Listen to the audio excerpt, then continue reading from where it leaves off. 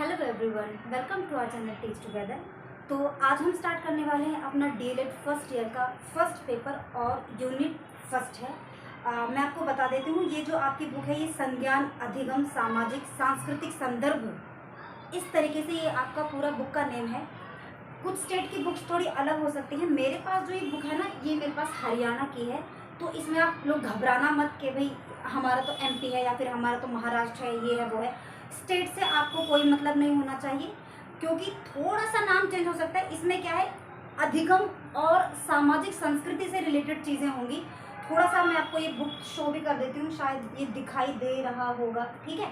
और ये मत सोचना कि इसमें बहुत अच्छा लिखा है, सारी किताबों में सब कुछ अच्छा लिखा होता है, बस उसको समझने की बात होती है। मैं बस इसका एक रेफरेंस ले रही हूँ और आपको थोड़ी सी एक जो बुक लैंग्वेज होती है ना, जिससे आप लोग घबराते हो, बस उसको मैं समझाने की कोशिश करूँगी। तो I am not dependable on only on this book. तो आपके पास जो भी बुक है आप उससे समझिए, ठीक है। क्वेश्चंस लगभग सेम ही होते हैं, अगर कोई क्वेश्चन सेम नहीं होगा तो फिर उसको हम देख ही लेंगे। और तो चलिए स्टार्ट करते हैं। आज वैसे भी मैं लेट ये वीडियो बना रही हूँ, तो बहुत शोर होने वाला है। जन्माष्टमी है ना, तो बहुत शोर होने वाला है, तो हो भी रहा है। तो देखिए, इसमें जो हमारा फर्स्ट टॉपिक है ना, ये टॉपिक क्या है, अधिगम और संज्ञान। तो यहाँ पर आप ये समझिए कि अधिगम और संज्ञान होता क्या है। अधिगम का एक नॉर्मल सा मीनिंग क्या है। अधिगम से हम समझेंगे किसी भी चीज को सीखना, ठीक है। एक सेकंड, हाँ आ गई, सुनिए। तो अधिगम जो ये वर्ड है, इसका मतलब क्या होता है, सिंपल सा सीखना। अब जब हम बात करते हैं सीखने की, तो सीखना एक ऐसी प्रक्रिया है या फिर एक ऐसा प्रोसीजर है जो आपका जन्म लेने के बाद से ही स्टार्ट होता है। जैसे ही जब जब एक छोटा बेबी होता है, जब वो जन्म ले लेता है, यानी कि जब उसका अवतरण हो जाता है, एक प्रकार से समझ रहे होंगे, तो उसी दिन से ही वो क्या करता है, वो सीखना स्टार्ट कर देता है। और ये जो प्रक्रिया होती है, ये मतलब कि उसके टिल द डेथ चलती रहती है। क्योंकि सीखना कोई ऐसा प्रोसीजर नहीं है कि आपने आज सीख ले तो आप उसको कल नहीं सीखेंगे। कल नहीं सीखेंगे से मेरा मतलब ये नहीं है कि आप उसी चीज को बार बार रिपीट करते रहेंगे। आज कुछ सीखा है, कल कुछ और सीखेंगे। तो ये सीखना सिखाना एक जीवन पर्यंत तक, जीवन पर्यंत आपकी एक बुक लैंग्वेज, जीवन पर्यंत का मतलब क्या होता है, पूरा जीवन भर तक, जब तक आप जिएंगे तब तक आप सीखते ही रहेंगे, ठीक है। ये चीज तो आपको क्लियर हुई होगी। और देखो, संज्ञान से मतलब क्या होता है, संज्ञान का मतलब होता है जानना, कि आपकी जानकारी में कितनी चीजें हैं। अब इसका यूज क्यों हुआ है, क्योंकि अधिगम ऐसे ही नहीं हो जाता है। पहले आप कुछ बाहर देखते हैं, फिर वो चीज आपके माइंड में सेट होती है, तो कुछ जानकारी आपके पास ऑलरेडी एग्जिस्ट होती है। उसी जानकारी के आधार पर आप नई जानकारियां जानते हैं या फिर नई चीजों को आप जानना स्टार्ट करते हैं। तो ये जो दोनों वर्ड है ना, अधिगम और संज्ञान, ये आपस में अंतर संबंधित या फिर कोरिलेटेड हैं, ठीक है। तो आज जो हम टॉपिक्स क्लियर करने वाले हैं वो क्या है, अधिगम और अधिगम की प्रकृति, अर्थ व परिभाषा, अधिगम की विशेषताएं, बच्चों के अधिगम की प्रक्रिया। इसमें से मैं आपको बता दूं, एकदम फॉर श्योर वाली बात मैं बता दूं। एक तो देखो, ये बड़ा इंपॉर्टेंट है, अधिगम, बच्चों के अधिगम की प्रक्रिया, ये मोस्ट इंपॉर्टेंट है। अधिगम की प्रकृति को समझना जरूरी है, क्योंकि ये क्वेश्चन तो देखो बनता नहीं है कि भाई अधिगम की प्रक्रिया बताओ, लेकिन अगर आपने इसको नहीं समझा तो फिर ये बाकी 3 पॉइंट्स आप नहीं समझ पाएंगे, ठीक है। ये क्वेश्चन उठ के नहीं आएगा ऐसा, बट इसको समझने के बाद ही आप इन तीनों चीजों को समझ सकते हो। और अर्थ परिभाषा, ये तो इनको तो आना ही होता है, और ये जो है ये भी मोस्ट इंपॉर्टेंट है, ठीक है। ये 90% आता है, ठीक है, ज्यादा भी आ सकता है, चलो खैर कोई बात नहीं। देखो, अधिगम की प्रकृति को समझने की कोशिश करते हैं। जब भी आपको के दिमाग में एक वर्ड आता है अधिगम, तो सिंपल सा पहले तो इसको आप ऐसे ही समझ लो कि अधिगम का मतलब ही क्या होता है, सीखना, कि आप कोई चीज सीख रहे हैं। सॉरी, ये चेंज हो जाएंगे ये कल तक, ठीक है। अधिगम, अधिगम का मतलब क्या है, सीखना, कि आप कोई चीज सीख रहे हैं। तो जब आप कोई चीज सीखते हैं तो आपको क्या लगता है कि वो कोई 1-2 दिन की भी प्रक्रिया नहीं है, उसको आगे तक चलना है, और आपके पास कुछ अनुभव ऑलरेडी होता है किसी चीज को जानने के लिए, और इसके अलावा कुछ आपके पास एक माइंड में एक सेट बना हुआ होता है। क्योंकि आप ऐसा मानेंगे या ऐसा ही होता है कि ऑलरेडी आपके पास ना कोई इंफॉर्मेशन होती है, फिर आप उसी इंफॉर्मेशन के बिहाफ पर ही आप आगे कोई न्यू इंफॉर्मेशन क्या करते हैं, बनाते हैं या फिर आप उसको गेन करते हैं। आई बात समझ में। अब जैसे कि सपोज आपने कोई चीज बाहर देखी, ठीक है, अब उसको बाहर देखने के बाद आप सोचेंगे कि ये चीज ऐसी है, क्या इसको ऐसे भी बनाया जा सकता है, क्या इससे रिलेटेड कोई और चीज भी बनाई जा सकती है। सपोज लाइक कि भाई कोई जैसे कि खाने पीने की डिशेज होती है, अब आप चावल से सिर्फ आप चावल की राइस ही तो नहीं बनाते ना, आप उससे डिफरेंट काइंड की चीजें बना सकते हैं। तो होता क्या है कि पहले से आपने कुछ एक एक पहले से इंफॉर्मेशन थी, अब वो इंफॉर्मेशन कोई दिमाग में आप गर्भ से लेकर नहीं आए, बाहर आपको वातावरण में चीजें मिलती हैं, एग्जिस्ट होती हैं ऑलरेडी, उनसे फिर आप सीखते हैं।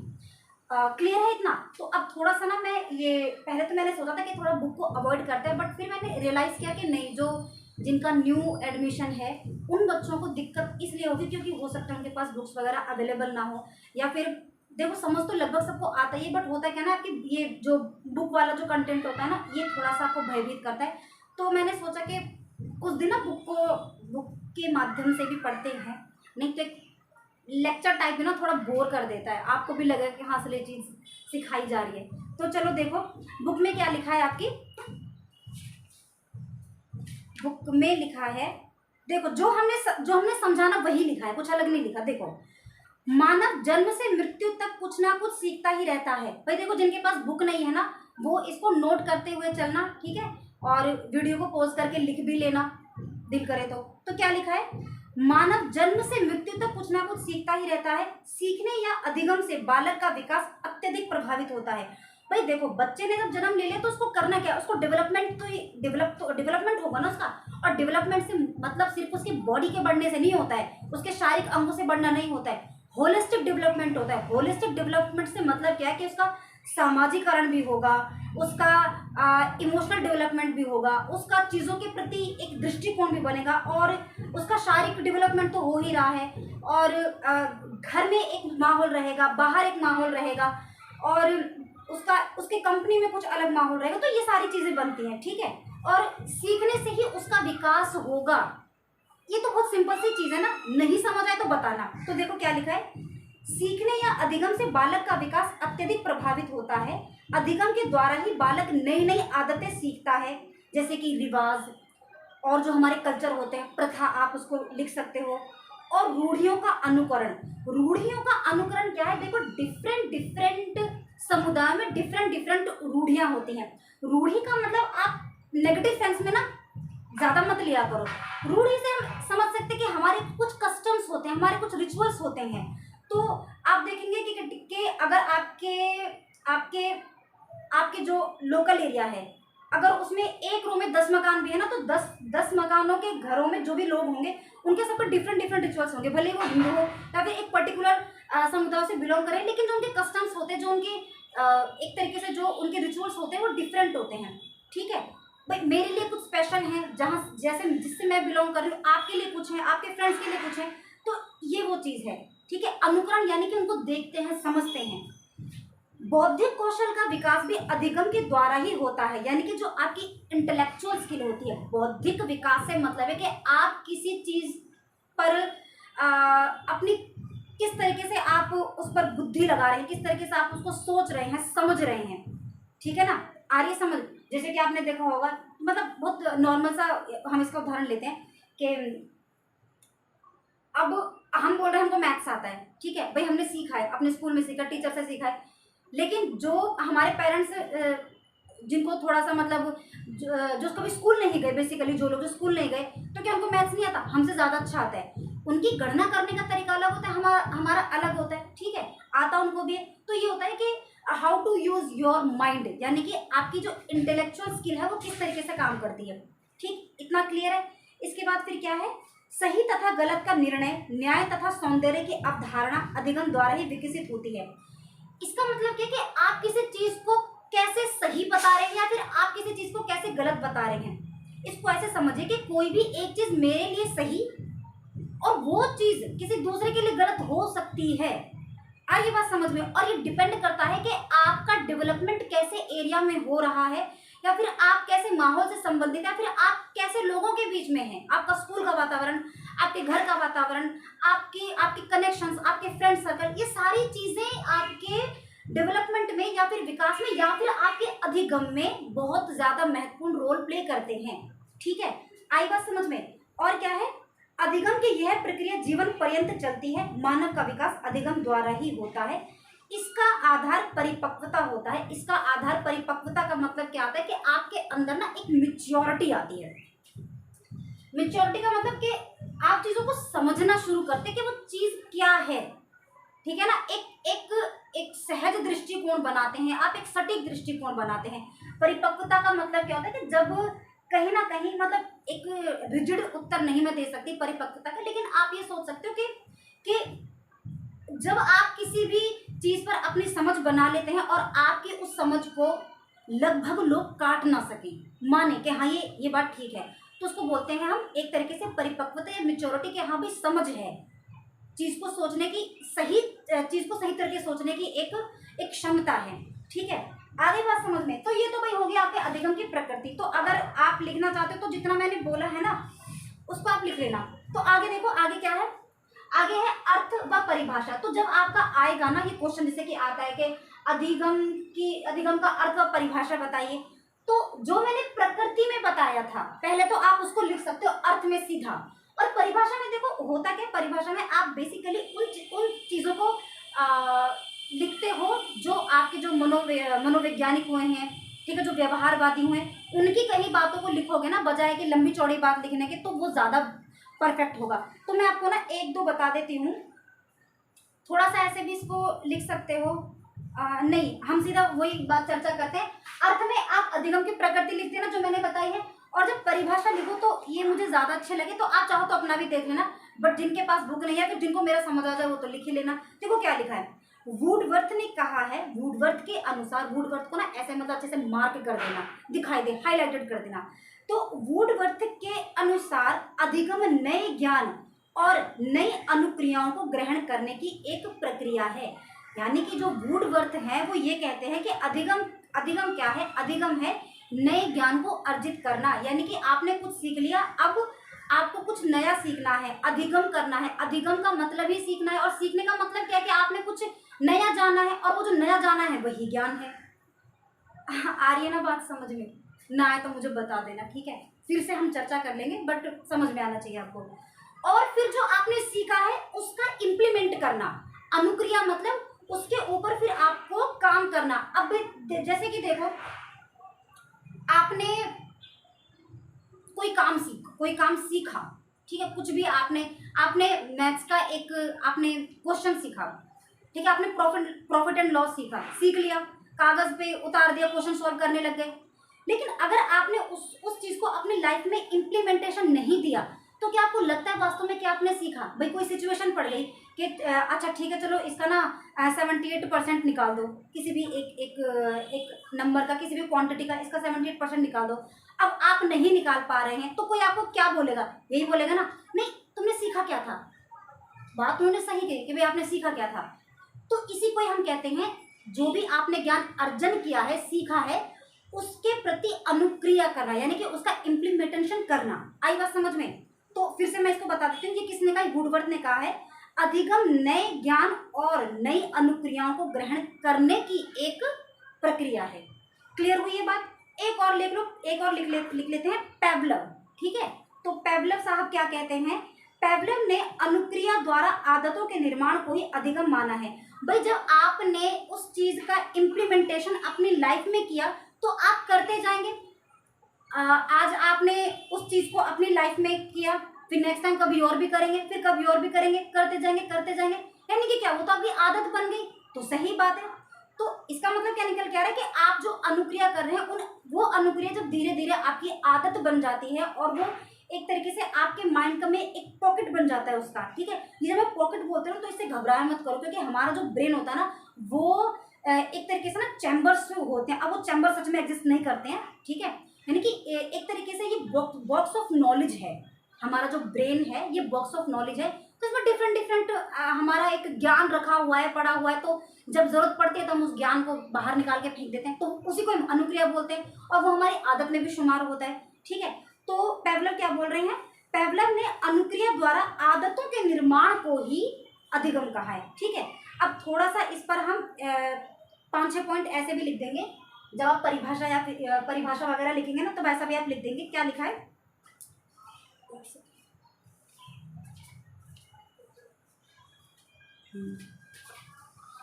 सॉरी चल रहा है एक्चुअली, मुझे देखना होता है, कैमरा तो बंद ही हो गया। हाँ, तो आप 3 4 पॉइंट इसको ऐसे भी लिख देंगे कि पॉइंट नंबर 1 मतलब देखो इसकी बात कर रही हूँ मैं, इस वाले पॉइंट की बात करूँ, चल रहा है यार। मतलब आप ऐसे करेंगे पॉइंट नंबर 1, पॉइंट नंबर 2, ठीक है, ऐसे करेंगे। इसको पता नहीं क्या हो गया। हाँ, तो क्या लिखेंगे, तो क्या लिखेंगे इसको, इसे लिखेंगे कि अधिगम एक प्रक्रिया है जिसके द्वारा बालक के व्यवहार में परिवर्तन आते हैं। बात तो बिल्कुल सही है भाई, जब हमने कुछ सीखा तो ऑब्वियस है कि हमारे अंदर परिवर्तन तो आएगा ही ना। हमने कुछ नया सीखा तो चेंजेस तो आने ही है ना। आप जैसे आज हैं ऐसे आप कल नहीं थे, और आज आप जैसे हैं ऐसे आप आने वाले कल में भी नहीं रहेंगे। वो क्यों नहीं रहेंगे, क्योंकि आप आने वाले वक्त में भी सीखेंगे, और आपने अब भी कुछ सीखा है, तो आप हर बार आप बदलेंगे। और क्यों बदलेंगे, क्योंकि आप सीख रहे हैं, आप हर रोज कुछ ना कुछ सीख रहे हैं। तो ठीक है, ये पॉइंट क्लियर है। उसके बाद अब नेक्स्ट पॉइंट क्या लिखेंगे, अधिगम का अनुमान व्यवहार में परिवर्तनों के आधार पर ही लगाया जाता है। यानी कि अगर हम ये सोचें कि क्या हमने सीखा, हमने क्या सीखा, तो अगर आपके अंदर परिवर्तन है, भाई आज आपने प्लस माइनस सीख लिया, ठीक है, अब आप उस प्लस माइनस को कर पा रहे हैं, आप दुकान पे जाते हैं और आप दुकानदार से डील कर पा रहे हैं, तो मैं कह दूंगी ना कि हाँ आपने सीख लिया। तो बस, तो क्या लिखा है कि अधिगम का अनुमान व्यवहार में परिवर्तन के द्वारा ही लगाया जा सकता है। तीसरा पॉइंट क्या लिखेंगे, ये परिवर्तन किसी भी दिशा में अर्थात धनात्मक या निषेधात्मक भी हो सकता है। देखो जरूरी नहीं है कि जब भी आप सीख रहे हैं तो आप आगे ही बढ़ते जाएंगे, ऐसा जरूरी नहीं है भाई। हो सकता है कल तक आप कुछ गलत सीख रहे हो, कल और अब आपको फील हुआ कि अरे वो चीज तो मैं गलत सीख रहा था, तो वो क्या हुआ, वो निषेधात्मक हो गया। यानी कि कल आपने जो गलत चीज सीखी थी वो क्या थी, वो नेगेटिव थी। या फिर ऐसा भी हो सकता है कि आप अभी जो सीखेंगे हो सकता है वो गलत हो, ठीक है। तो जरूरी नहीं है कि आपका सीखना हमेशा पॉजिटिव ही होगा। आप सही भी सीख सकते हैं, आप गलत भी सीख सकते हैं।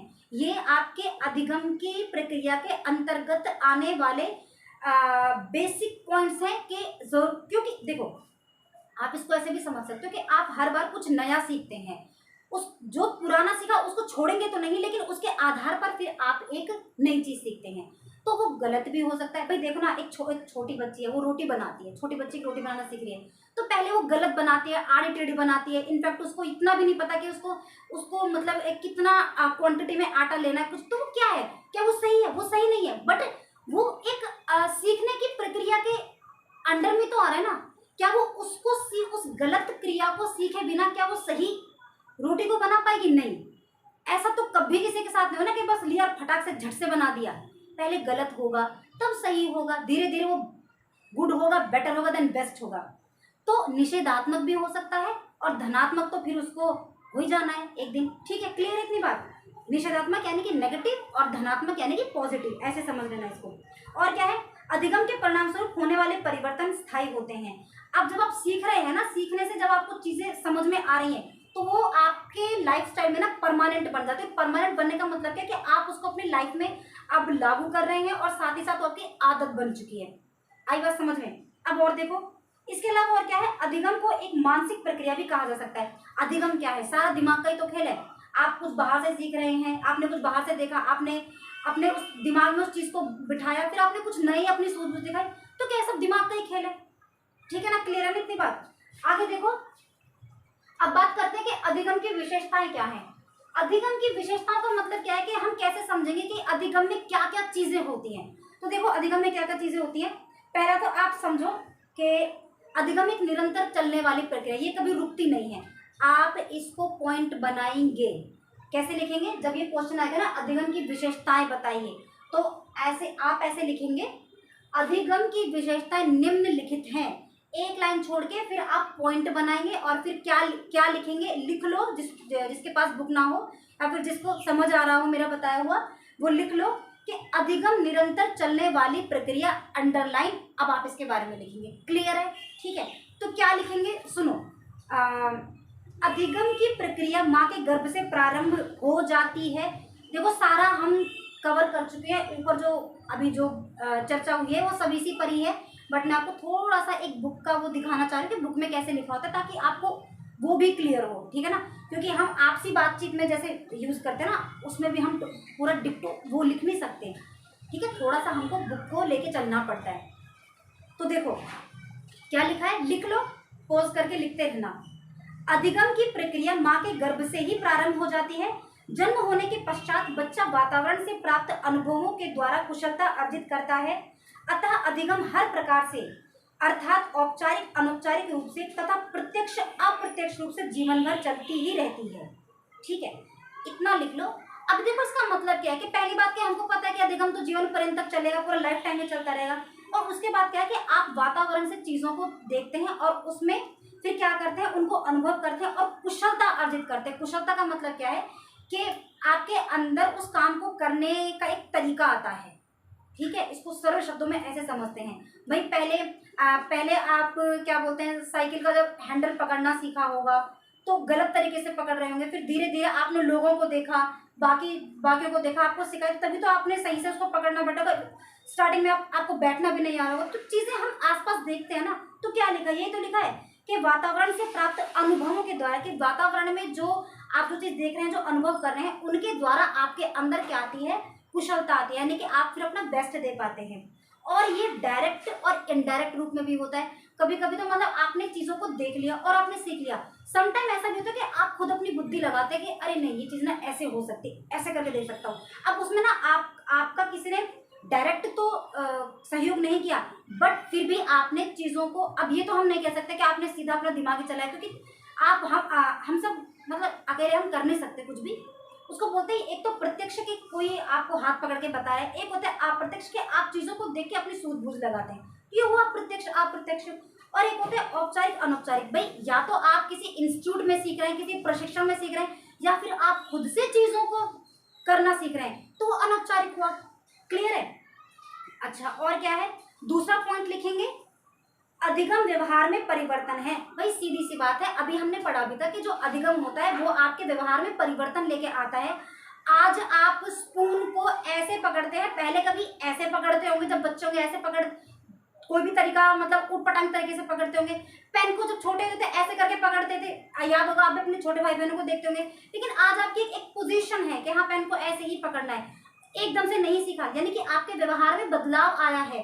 और ये व्यवहार सिर्फ आपके अब पेन पेंसिल पकड़ने से नहीं होता, यह आपके पूरे पूरे आपके जीवन को प्रभावित करता है, ठीक है। सीखना मतलब सिर्फ ये लिखना पढ़ना ही नहीं होता, वो आपका पूरा होलिस्टिक डेवलपमेंट पर आधारित होता है। तो क्या लिखा है, अब लिख लो जो मैं बता रही हूँ। सीखने की प्रक्रिया का परिणाम व्यक्ति के व्यवहार में परिवर्तन के रूप में प्राप्त किया जा सकता है। सीखना किसी भी प्रकार का क्यों ना हो, परिणाम वही होगा, अर्थात व्यवहार में परिवर्तन। आपने चाहे अच्छा सीखा, आपने चाहे बुरा सीखा, इसके सीखने का इम्पैक्ट आपके व्यवहार पर पड़ेगा। जैसे कि आप देख सकते हो कि मतलब कुछ बच्चों के स्कूल ऐसे होते हैं, बहुत स्ट्रिक्ट होते हैं, बहुत ज्यादा मतलब रूल्स रेगुलेशन को फॉलो किया जाता है, तो आप देखेंगे वो बच्चा फिर ऐसे ही होता है, वो पूरी मतलब लाइफ टाइम ऐसा होता है। कुछ बच्चों के स्कूल ऐसे होते हैं मतलब उनमें इतना ज्यादा कोई रूल्स को फॉलो करने वाली कोई चीज नहीं, तो वो भी मतलब ऐसे ही होते हैं। तो क्या भी उनके व्यवहार में वो व्यवहार जो उन्होंने सीखा वो दिख रहा है ना उनकी आदत में, उनके लाइफस्टाइल में, तो बस ये चीज होती है। और क्या है, यह परिवर्तन किसी भी रूप में हो सकता है, लेकिन सीखने की प्रक्रिया में इस बात का ध्यान रखना ही पड़ेगा कि परिवर्तन वांछित दिशा तथा वांछित रूप में ही हो। इसका मतलब क्या है कि बात तो ठीक है कि भाई बुरा सीखोगे तो वही चीज आपके अंदर दिखेगी, अच्छा सीखोगे तो वो चीज भी दिखेगी, बट आपको क्या ध्यान रखना है कि जो हम देखो एक हमारे जितने भी व्यवहार विधाएं हैं या फिर जो मनोवैज्ञानिक वगैरह है, जितने भी ये लोग शिक्षा विधाएं हैं, इनका मानना यह है कि अधिगम हम गलत काम को अधिगम नहीं मानेंगे, हम सही काम को ही अधिगम मानेंगे। इतनी बात क्लियर है। इसलिए बोल रहा है कि वांछित यानी कि सही, आई बात समझ में, अवांछित कार्य नहीं होना चाहिए। तीसरा पॉइंट क्या है, अधिगम सार्वभौमिक प्रक्रिया है। अधिगम सार्वभौमिक प्रक्रिया का मतलब क्या होता है, अधिगम सार्वभौमिक प्रक्रिया का मतलब है कि देखो जो चीज आज आप यहाँ सीख रहे हैं ना, यूएसए में भी बैठा बच्चा भी वही चीज सीख रहा है, पाकिस्तान में बैठा बच्चा भी वही सीख रहा है, ठीक है, यूरोप में बैठा भी बच्चा भी वही चीज सीख रहा है। यानी कि चीजें एक जैसी होती है, चीजें एक जैसी करने का मेरा मतलब ये नहीं है कि मतलब बिल्कुल सेम होता है। आपका जो सीखने का जो, जैसे कि एक बच्चा होता है, बच्चा पहले मतलब जब वो टॉडलर अवस्था में, तो टॉडलर नहीं बोलना चाहिए, आप कंफ्यूज हो जाओगे, मतलब कि जैसे कि उसका भ्रूण में जो विकास हो रहा है, यानी कि बेसिकली जब वो अपनी माँ के गर्भ में है, तो सारे बच्चे तो उसी तरीके से बनते होंगे ना, ठीक है ना। ये तो नहीं होता कि पहले मतलब किसी बच्चे का पैर बन रहा है या फिर किसी का उस देश में हाथ बन रहा है, ऐसा तो कभी नहीं होता होगा ना। जो एक प्रक्रिया है वही चलती है। उसके बाद जब बच्चा धरती पर आ जाता है, फिर उसके बाद वो पहले मतलब पलके झपकाता है, फिर थोड़ा थोड़ा थोड़ा फिर वो कूइंग करने लगता है, फिर थोड़ा सा हाथ पैर हिलाता है, थोड़ा जैसे भी चीजें बनती हैं, चर्चा करेंगे आगे, इसकी भी एक यूनिट आएगी। तो वही चीज चलती है सीखने की, ठीक है। आई बात समझ में। अब देखो क्या लिखा है इसमें, अधिगम प्रक्रिया एक सार्वभौमिक प्रक्रिया मानी गई है, क्योंकि सीखना किसी एक देश, जाति या धर्म का अधिकार नहीं है। यह तो सभी के लिए है, हर स्थान के लिए, हर जाति तथा हर धर्म के लिए है। हर व्यक्ति सीखने की पूरी क्षमता रखता है, अवसरों की आवश्यकता रहती है। सीखने में जो अंतर दिखाई देता है वह अवसरों की भिन्नता के कारण होता है। यानी कि अगर आपको ऐसा भी लगता है ना कि सपोज कि भी कोई 7-8 साल का बच्चा है, बहुत सुपर इंटेलिजेंट है, वही एक 7-8 साल का बच्चा, शायद उसको हिंदी भी पढ़ना नहीं आता, तो इसका मतलब क्या है कि उसको वो अवसर नहीं मिले हैं। अब आप इसमें ये मत बोलना कि भाई आपने तो ऐसे ऐसे करके बताया था और ये तो ऐसे, वो तो ऐसे। माहौल की बात होती है, अवसर की बात होती है, ठीक है। यहाँ पर हम इसको ऐसे भी समझ सकते हैं।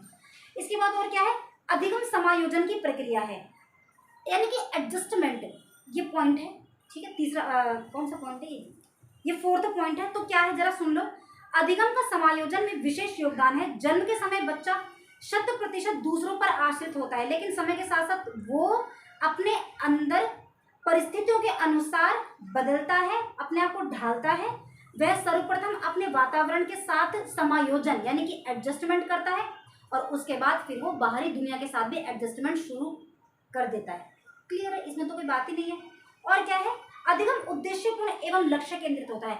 आप कुछ भी सीख रहे हो ना, उसको सीखने, उसको आप उसको अकारण नहीं सीखते, उसके पीछे कोई ना कोई एक गुण उद्देश्य होता है, ठीक है।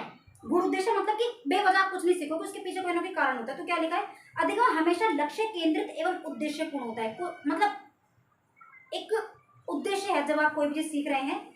यदि हमारे पास कोई उद्देश्य और लक्ष्य नहीं है तो अधिगम प्रक्रिया का प्रभाव किसी भी रूप में दिखाई नहीं देगा। अगर आपके पास टारगेट नहीं है ना, तो आप काम नहीं कर पाएंगे। भाई आपको पता है आपको भाई फर्स्ट ईयर क्लियर करना है, तभी तो आप यहाँ आए हो ना, तभी तो आप सीख रहे हो, तभी तो हम चर्चा कर रहे हैं इस बात पर, ठीक है। और क्या है, अगला पॉइंट लिखिए, अधिगम विकास की प्रक्रिया है। सिंपल है, अधिगम जब हम करते हैं तो उसमें डेवलपमेंट होता ही है। अब इसको सुन लो क्या लिखा है, अधिगम किसी भी दिशा में हो सकता है, वांछित या अवांछित, डिजायरेबल या अनडिजायरेबल, या फिर आप इसको पॉजिटिव या नेगेटिव भी बोल सकते हैं। लेकिन हमारा संबंध तो व्यक्ति की वांछित दिशा में विकास से ही होता है। हम लोग क्या मान के चलेंगे कि अधिगम तब है जब वो पॉजिटिव हो, जब वो सही हो। कोई बालक यदि चोरी करना या जेब काटना सीखता है तो वो अधिगम अवांछित कहलाएगा। क्लियर है, ठीक है। और समाज ऐसा विकास कभी चाहेगा भी नहीं। देखो विकास का मतलब है कि एक पॉजिटिवनेस की तरफ आगे बढ़ा जाए। क्लियर है इतना। और क्या है, अधिगम अनुभवों की एक नई व्यवस्था है। अधिगम से क्या करते हैं, आप नई चीजों को सीखते हैं। तो क्या लिखा है, अधिगम या सीखने का आधार है नवीन अनुभव ग्रहण करना, कि आप नए अनुभवों को सीखते हैं।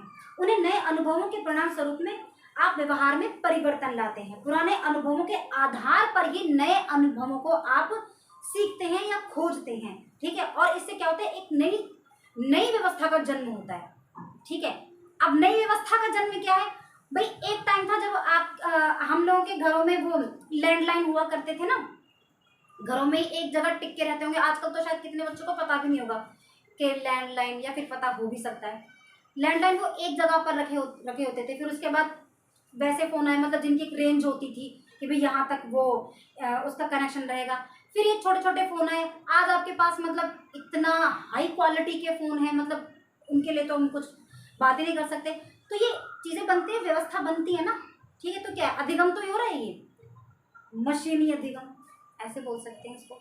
और क्या है इसके बाद, और देखो अधिगम में स्थानांतरण होता है। स्थानांतरण का मतलब क्या होता है, ट्रांसफरेबल है ये, यानी कि परिवर्तन होता है। तो क्या लिखा है, किसी एक परिस्थिति में अर्जित किया गया अधिगम दूसरी अन्य परिस्थिति में स्थानांतरित होने में स्थान रखता है। एक स्थिति में अर्जित ज्ञान दूसरे अन्य परिस्थिति में ज्ञान की प्राप्ति के लिए सहायक सिद्ध होता है। जैसे कि मान लीजिए भाई कभी साइकिल बनाई गई हुई होगी, कभी किसी समय में साइकिल के लिए सोचा गया होगा, तो साइकिल बना दी। अब उसके बाद सोचा होगा कि भाई चलो मोटर बाइक बनाते हैं, तो मोटर बाइक की जो नींव रखी गई वो किसके आधार पर रखी गई? वो साइकिल के आधार पर रखी गई। यानी कि जो पुराना अधिगम था, जो पुरानी सीखी हुई चीज थी, उसने एक नई चीज को जन्म दिया, बस। ठीक है, उस तरीके से आप अपने फोन भी सोच सकते हैं। उस तरीके से आप देख सकते हो कि डेस्कटॉप से, जो आपके कंप्यूटर्स थे, डेस्कटॉप से आज हम एक टैबलेट पे आ गए हैं, और तो उससे भी छोटी चीजें आ रही हैं। तो क्या है, यानी कि पुरानी चीजों के आधार पर नए ज्ञान का अर्जन हो रहा है। ठीक, ये है। और अधिगम क्या है? देखो, समाज की आवश्यकता है, क्योंकि समाज चलेगा नहीं जब तक अधिगम नहीं होगा। इसके अलावा अधिगम उद्दीपन के प्रति अनुक्रिया है। उद्दीपन क्या होता है कि देखो, एक ना मतलब मन में आता है कि क्या है, चीज को जानने का मन करता है, हमारे कुछ लक्ष्य होते हैं, हम कुछ करना चाहते हैं। तो जब हमारे मन में कुछ करने की जिज्ञासा उत्पन्न होती है, तभी हम मार्ग खोजते हैं उस कार्य को करने के लिए। और जब हम वो कार्य करते हैं ना, उसको कहते हैं अनुक्रिया। जब आपका मन किया, वो हुआ उद्दीपन। और जब आपने आपने मन बनाया कि भाई मुझे पढ़ना है, मुझे टीचर बनना है, आपने देखा कि भाई मतलब आपने पर्सनैलिटी देखी होंगी, कुछ आपके दिमाग में आया ही होगा ना, जो आप यहाँ पर हो, तो वो उद्दीपन का कार्य हुआ। अब उस उद्दीपन की प्राप्ति के लिए आप जो कार्य करेंगे वो होती है अनुक्रिया। ठीक है, इसको वैसे और भी अच्छे से समझा जा सकता है, बट इतना ही है। ये चीजें हुई यहाँ पर। शायद हमने 7 से 8 पॉइंट की बात की थी। अब देखते हैं कि देखो बच्चों के अधिगम की प्रक्रिया कैसी होती है। तो बच्चों के अधिगम की प्रक्रिया बेसिकली यहाँ पर ना, बच्चों के ही अधिगम की प्रक्रिया की बात नहीं है। यहाँ पर हम बात ऐसे कर सकते हैं कि किसी में भी, लेकिन हम यहाँ पर बच्चों को लेकर चलेंगे। देखो, पहले क्या होता है कि हमको ना मोटिवेशन मिलता है, हमको पहले मोटिवेशन या फिर अभिप्रेरणा मिलती है। उसके बाद फिर, अब चलो इसको समझ ही लो, वह हर कार्य जिसे मनुष्य करना चाहे किसी ना किसी अभिप्रेरणा से संचालित होता है। आप कोई भी काम बेवजह नहीं करते, आपको कहीं ना कहीं से एक मोटिवेशन मिलता है। चाहे मान लो कि भाई मैंने आपको देखा, आप 2 बच्चों को पढ़ा रहे थे, मैंने कहा अरे आप तो बहुत अच्छा पढ़ा रहे हो, आप टीचर बन जाओ। तो यानी कि मैंने आपको भी प्रेरित कर दिया ना, ऐसा कह के। तो पहले हमको कहीं से बाहरी मोटिवेशन मिलता है, या फिर आपने किसी को देखा कि वाह ये पढ़ाने की जॉब तो सबसे अच्छी है, तो वो भी एक मोटिवेशन ही था। आपको किसी को देख के मोटिवेशन मिल गया। मोटिवेशन कैसे भी मिल सकता है। या फिर भाई आपके कोई सुपर हीरोज होंगे, ठीक है, आपको लगा कि हाँ भाई जन कल्याण किया जा सकता है, शिक्षा एक बहुत अच्छा माध्यम है जन सेवा करने का, तो वो भी एक मोटिवेशन है। ठीक है, कहीं से भी आ सकता है। तो वो हर क्रिया जिसे मनुष्य करना चाहे, किसी ना किसी से अभिप्रेरणा से संचालित होता है। छात्र इसलिए पढ़ते हैं कि परीक्षा में पास होकर अच्छी नौकरी व्यवसाय हासिल कर सके। अभिप्रेरणा ही उद्देश्य की ओर ले जाने का कार्य करती है। जब आप अभिप्रेरित हो जाते हैं ना, तब फिर सोचते हैं कि फिर एक उद्देश्य बनता है। भाई मैंने आपको बोला कि भाई आप बहुत अच्छा पढ़ाते हैं, आप मोटिवेट हो गए, अब आपका उद्देश्य क्या बन गया? टीचर बनना है। आई बात समझ में? ठीक है, तो मानव जो भी कार्य करता है उसके मूल में किसी ना किसी प्रकार की अभिप्रेरणा जरूर होती है, वो किसी ना किसी तरीके से मोटिवेटेड होता है। उसके बाद फिर दूसरा पॉइंट क्या है? उद्देश्य। भाई हम अभिप्रेरित हो गए, अब हमने उद्देश्य बना लिया। किसी कार्य को सीखने का कोई ना कोई उद्देश्य होता है। मनुष्य का भी अपनी आवश्यकताओं के अनुसार किसी भी क्रिया को सीखने को कोई ना कोई उद्देश्य जरूर होता है।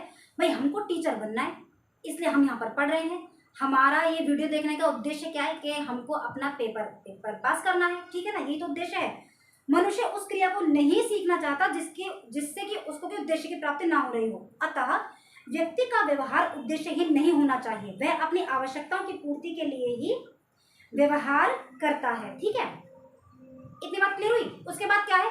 जब आप काम करते हैं ना, अब आपको भाई अब पता चल गया उद्देश्य ये। अब बाधाएं आएंगी। बाधा का मतलब क्या? टीचर तो बनना है, लेकिन गवर्नमेंट तरीके से डीएलएड करें या प्राइवेट से करें, या फिर वहाँ वो दूर है ये पास है। तो ये चीज़ें थोड़ी सी ना बाधाओं में हम इनको काउंट करते हैं। तो देखो क्या लिखा है, देखो तीसरा पॉइंट बता रही हूँ, बाधा लिख के फिर उसको अंडरलाइन करके फिर उसके बारे में लिखना है। ऐसे जो मैंने ऊपर के जो 2 पॉइंट बताए ना, अभिप्रेरणा पॉइंट नंबर 1 अभिप्रेरणा, और देखो ये टू द पॉइंट चलेंगे, आप इनको ऊपर नीचे मत कर देना। पहले क्या होगा? अभिप्रेरणा, दूसरा क्या है? उद्देश्य, तीसरा क्या आ रहा है? बाधा। ठीक है, तो बाधा यानी कि ऑब्स्टेकल्स यानी कि रुकावट, तो क्या है, उद्देश्य की प्राप्ति के दौरान बाधाओं का उत्पन्न होना निश्चित होता है। इन बाधाओं की उपस्थिति में व्यक्ति अनेकों प्रकार के संभावित व्यवहार करता है।